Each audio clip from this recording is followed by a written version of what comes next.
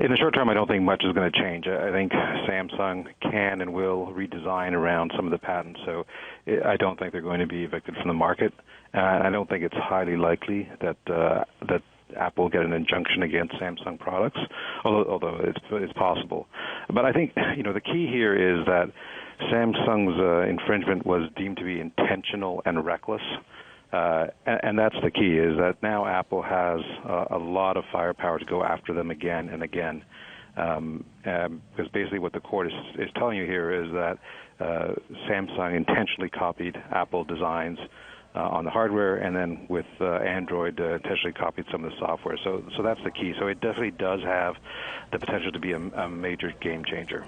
Let's talk about that in terms of we'll stick with Samsung just for a second. Does it affect the products that they are currently making, or is it for products that are older in nature? Yeah, I don't think it's going to impact the new device, the S3. But I think it's really only a matter of time before it does. I mean, so again, we don't see any sort of impact in the short term. The case was against older Samsung products, and it didn't involve their latest product, which is the S3. But I think that Apple will go after that product as well.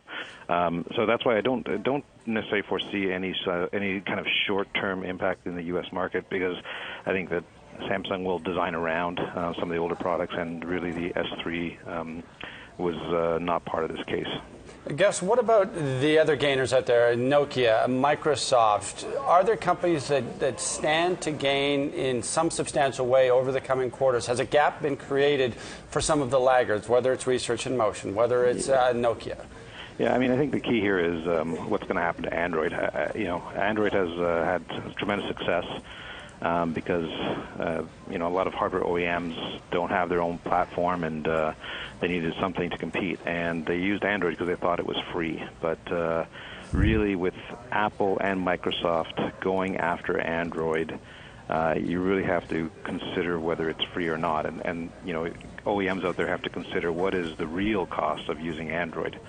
And I think that's starting to surface. I mean, Apple's not going to stop here, and Microsoft has gone after Android as well. And so I think hardware OEMs out there are going to reconsider their Android strategy. I think they're going to look for alternatives.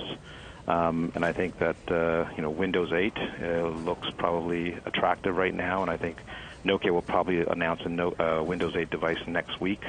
And I think Microsoft is going to go after a lot of these OEMs and say, what's the true cost of licensing Android when you can use our OS instead? And if anybody tries to sue you, you got Microsoft behind you. So definitely, I think there's room for Microsoft to make headway here.